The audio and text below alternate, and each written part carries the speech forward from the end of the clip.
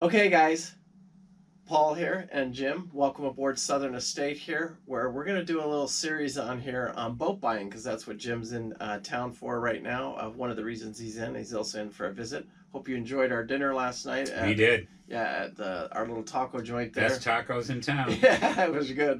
Yo-ho tacos. Yeah. Anyway, we'll be doing a series here, and when you guys see the series, we appreciate it if you leave a comment down below. Make sure you hit that like button.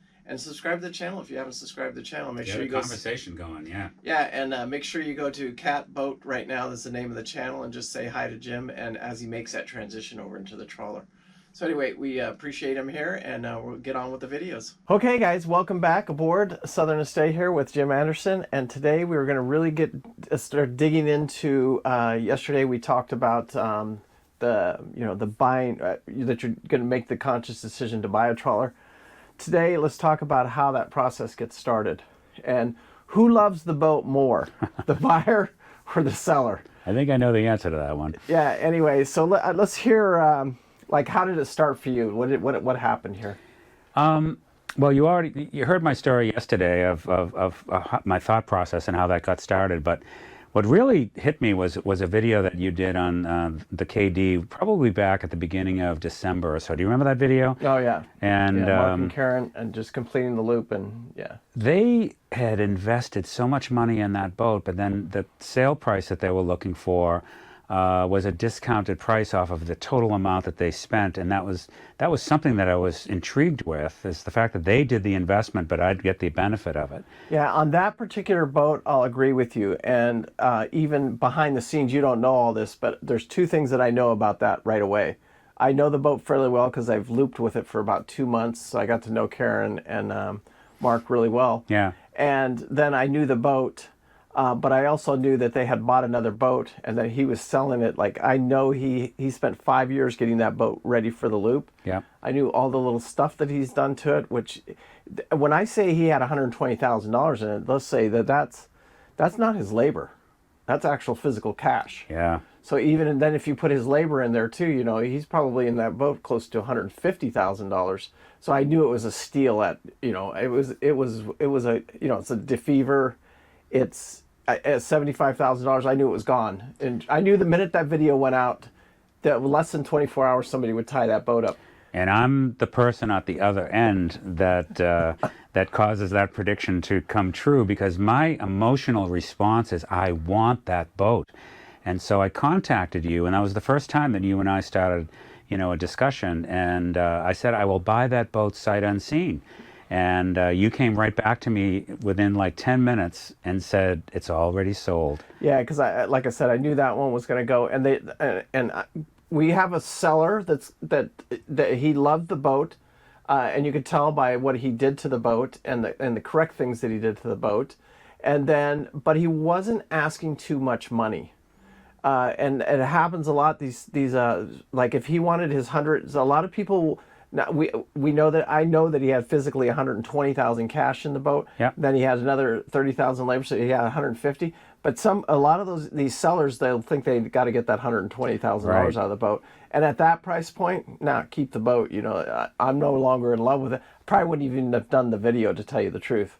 But at $75,000, That's what it was worth, right? yeah, it was worth a little bit more. Like, I'm sure that boat surveyed somewhere in that $80,000. So there's some value there. Same thing I did with Loop Princess. I did not ask her full sticker price, if that makes sense. Like, yeah. When I got the survey back on Loop Princess, it was they valued the boat. This is a hard hitting surveyor valued the boat at $65,000. So then at Christmas time, you did a second video. And all of a sudden, it was the boat of my dreams, always has been, which is the Grand Banks. Oh, yeah. And you were doing that video, and you were disappointed by the fact that the Christmas parade wasn't happening. And who doesn't love Billy Claus? Yeah, but in the background was this Grand Banks, and the sun was shining on it just right. Oh, and nice. I had the exact same emotional response that I want this boat, but this time I knew that I wanted to get in on it and lock that thing in before it got sold, someone else. Yeah, because now we're talking about a boat that's still technically, it's not even on the market today. Yeah. It's going to be on the market here pretty soon. It's just not on the market today. But so then the next step is, so you did contact me. Yep. I said yes, and you go, what's the price? And I go, $75,000. And he goes, yep, that sounds good. So what's the next step we do? Now you're in love with the boat, right? You're salivating over this. Not only that, but at the time, I was willing to pay the price. Yeah. And what little did I know was there's a process that you should go through whenever you buy a boat. And I actually think I did stop you and say, well, let's calm down here. Don't fall in love with it just yet. Right. And so I contacted, the owner, and we started talking. And because at this time I can't be a broker because there is no broker. There was no brokerage. Yeah, right.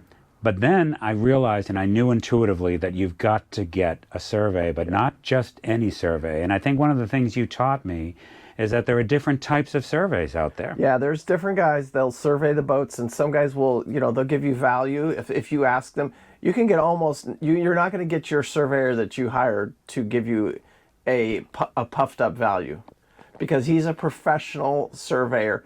And one of the things is if your surveyor says, hey, this is what's wrong with the boat, and I can knock out some of this list for you, your surveyor can never work on your boat. If he does, that should be a red flag for you right there. That's interesting, yeah. Yeah, they can't. Seth told me that. He goes, if any true surveyor that's all they do for a living, they are. It's like a lawyer. Same thing with a lawyer. A surveyor cannot work on your boat. Right. And so that should be a red flag right there. But one of the biggest benefits of just being involved with you is that you turn beyond, to a surveyor. I'm a guy from Boston. I don't know anything about this market. I don't know anything about the surveyors in this. And you knew that there were different surveyors. This is a guy who was going to peel back the onion and really let me know what could be wrong with that boat. And that's what we wanted, because we could have gone another direction. I could have got us a surveyor that said whatever we wanted him to say. That's right. We wanted you specifically wanted, so you didn't go with, like, my surveyor on Loop Princess, which was the wrong surveyor. He would have sugar-coated those I don't want to get into the situation right now, but he would have sugar-coated the problems on the boat, and you would have probably still been going through with that buy. Right. And it would have made me look bad too, though, so that's why I don't do that. I want to go with that pipe-hitting guy that's going to go out there and hit the hull with the pipe and everything, and make sure that this is everything because I think people too, especially going through this little process with you, that $100,000 is still a lot of money today. Yes, it is. It should be a lot of money to anybody. Yeah, but I think some people don't think it is, and they don't have the respect for it, especially. But in these 40-year-old trawlers, I would rarely say that there's a 40-year-old trawler that's worth over $100,000. It's done its life. Do you know what I'm saying? So this survey to me was worth every penny that I paid for it, because it helped me eventually get out of the emotion of buying this and get into the objective side of buying a boat and realizing that this wasn't the boat for me. Yeah, I think in the very beginning I could tell, like, you're in love with this. You're salivating. Yeah. Like, you can't, the pictures I'm sending you and stuff like that. And then once we got the survey, it was almost instantaneous, because I think the surveyor called you during the survey, right? Yeah. Now I'm out of it at this. I don't see anything. I'm over there with Bob. And it was a huge disappointment to me, but it was the best thing that ever happened to me. Yeah, right. Because now I think you start falling out of love with it, and then you start looking at it like, I still got to get this boat back to Boston. There's still a lot of expenses, and I just don't want to deal with the tanks. Right. I don't want to get involved in a big project. Yeah. And especially if I have to manage that project from a distance. Yeah, and because there's one thing, if it's just refinishing teak, but replacing fuel tanks was the issue on the boat. And even the survey, it doesn't say. I mean, there's considerable rust on the top there. It says that it's possible those tanks could go another 10 years, but it's at some point the next owner of that boat is probably going to have to deal with putting fuel tanks in there at some time. And of course, one of the things that you were teaching everybody, I think at the very beginning, is is that issue is something that you have to pay attention to. Yeah.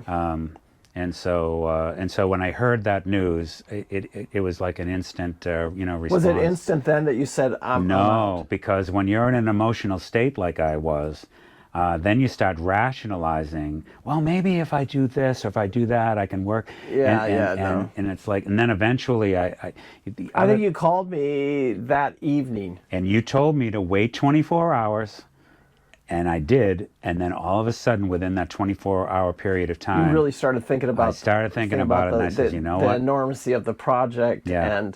and I've gotten to know you a little bit, and you know, you guys can see in that last video, I've put a picture up here. This sailboat that he owns, it was pristine, you know, and he bought it brand new. Yeah. And the reason it is, and you kept it in brand new shape, it would sell probably better than new. Yeah. And so knowing that about you, I'm like, you're not going to deal with those tanks well. Right. So, and we'll get into another video talking about the fuel tanks, because there's a lot of issues that you need to know when you're looking at these boats, and all of these 40-year-old trawlers are going to need fuel tanks at some point. Like the fuel tanks in this boat right here, the one we're sitting on Southern Estate right here, they've been replaced. Mm-hmm. So, but I didn't have to do it. Yeah. But I don't want to get into and spoil the video, but maybe we'll talk about that in the next video. Okay. Because we got to find out what the tanks cost. Right. But anyway, so you hired this surveyor, and it wasn't my original surveyor, it was the next surveyor, because he wants this hard-hitting guy that's going to do everything, and he calls you and says the tanks are an issue. Yeah, I would strongly consider the purchase of this boat based on these fuel tanks. But the biggest takeaway from this whole overall experience on this first boat that I fell in love with is you can't fall in love with a boat. Yeah. You've got to take the emotion out of it. You've got to be objective. You got to the video today by saying yes, you know, you can't fall in love, because I've helped more than, you know, quite a few people actually through the process right here. And I think just having somebody on the other end of that phone, because even with Hunter, you know, any of these guys, they're in love. That's all they see, and the lust is in their eyes, and it's just, here, take my money. And, yeah, it's true. But I'll always say this, you can't get one of these 40-year-old trawlers cheap enough, because you're going to have plenty of money to put into it. Yeah. So anyway, we'll touch base on the next, what we're going to talk about next, but I hope you guys enjoyed this video. And again, please leave a comment down below, share it with your friends on social media. We do appreciate it. And, you know, make sure you hit that like button and subscribe to the channel. You got any last words, Jim? Keep the emotion out of it. Yeah, I think that's a really good advice. Yeah. If everybody could do that, if you could do that with everything in life, I think it would be a little bit easier. Right. But anyway, live life with no regret. I do. Thank you guys for watching. We do appreciate it. Bye.